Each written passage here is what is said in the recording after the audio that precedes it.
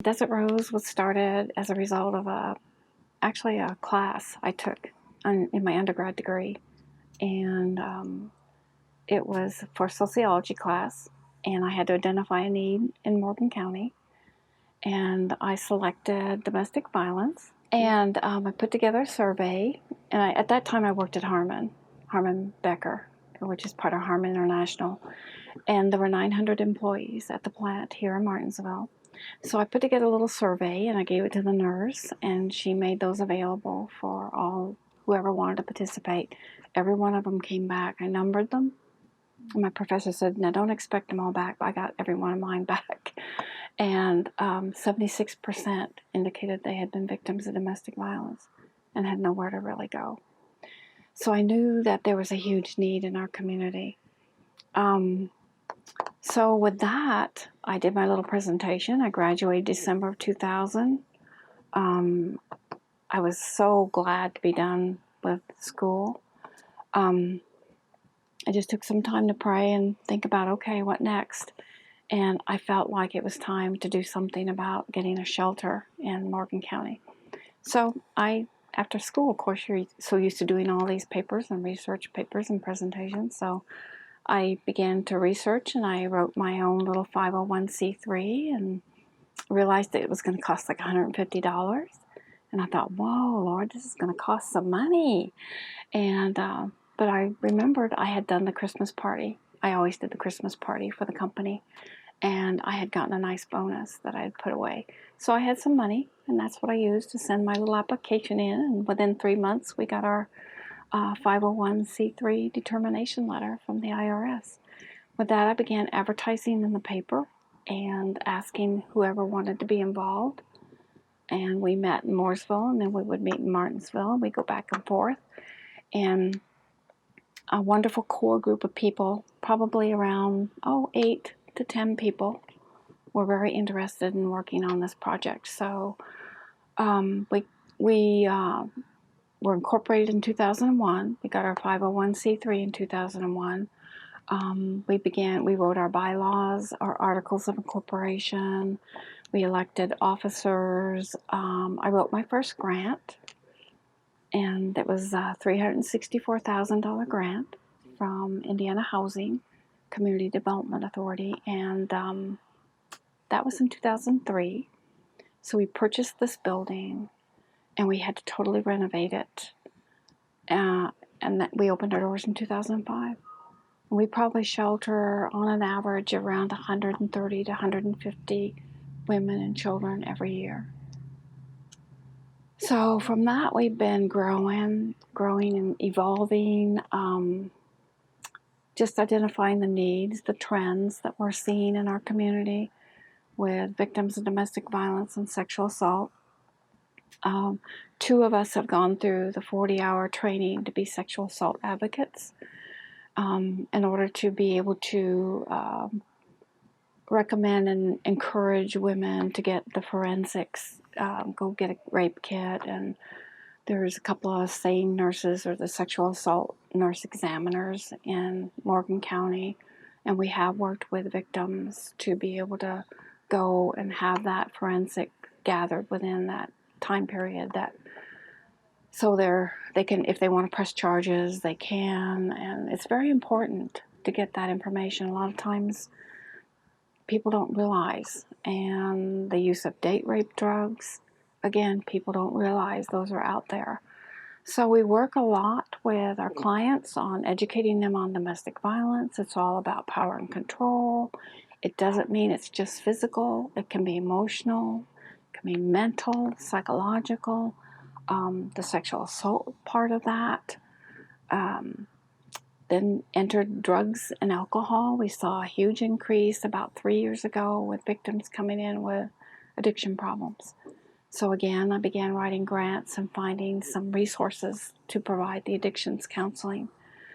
And lately we've seen more clients come in who have lost custody of their children, because there's a new law that if children are exposed to the violence, they can be removed.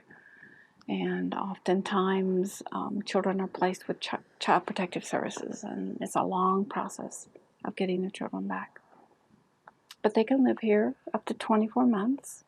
We really work with them, try to mentor, getting their GED. 50% or so don't have a high school diploma. Most do not have transportation.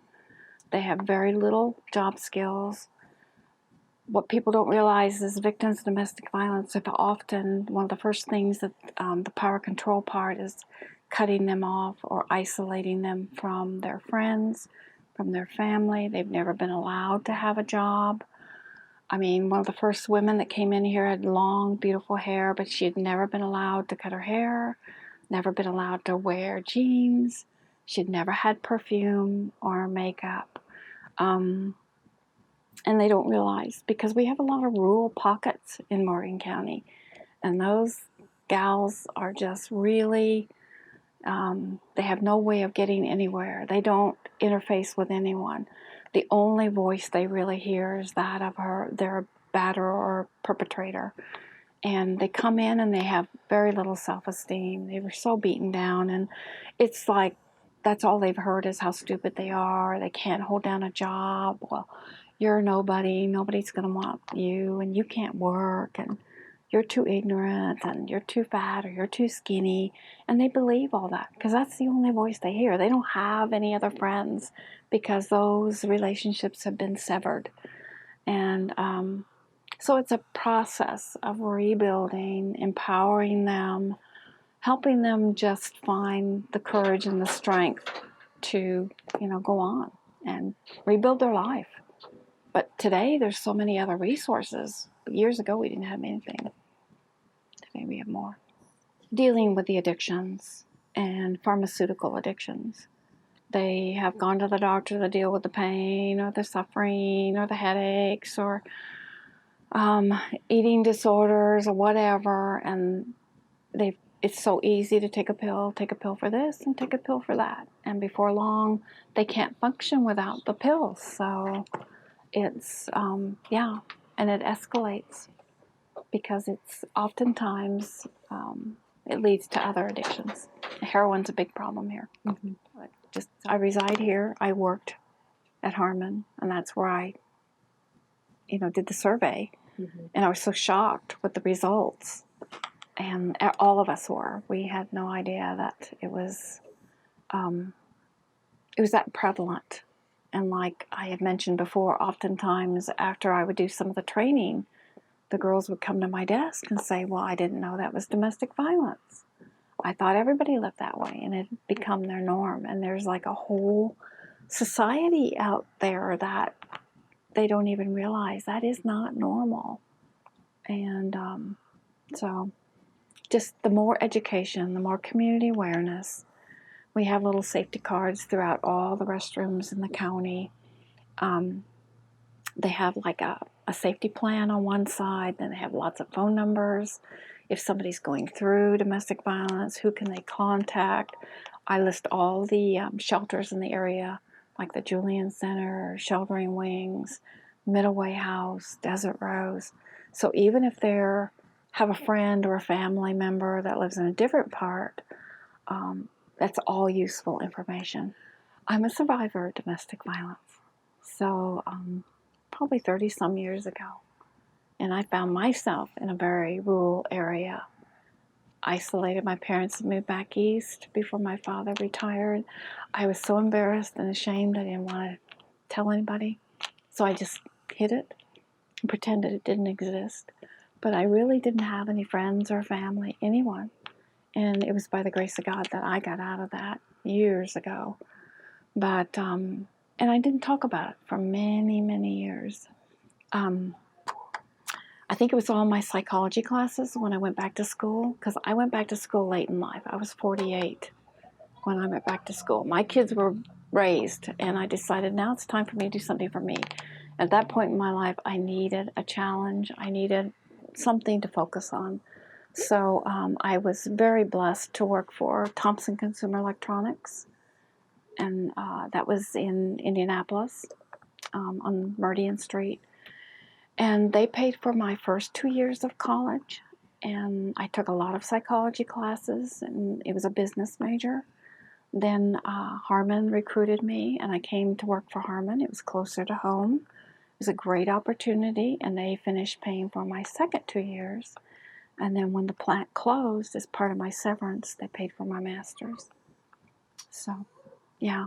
But it was in all those psychology classes that I began to think, oh my gosh, this is why I do that. And I'd go home to my husband and I said, do you know why you do this and I do that? It's because of. And he goes, wow, I feel like I'm taking the class.